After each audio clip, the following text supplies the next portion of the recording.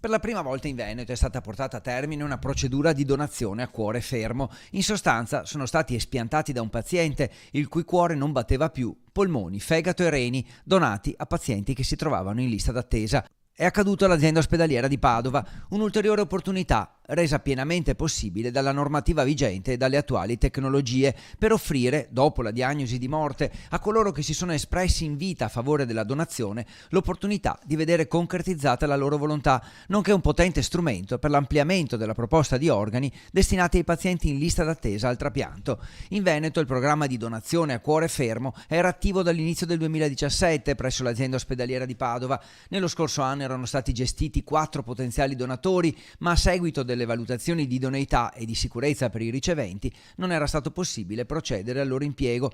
Prima di tutto esprimo cordoglio e gratitudine alla donatore e alla sua famiglia per un gesto di generosità che è sempre straordinario. È grazie a loro e all'efficacia e alla professionalità dell'organizzazione che la sanità veneta ha varcato una nuova frontiera, ha affermato il presidente della regione, Luca Zaia. Attualmente in Veneto sono più di 1200 i pazienti in attesa di un organo per trapianto.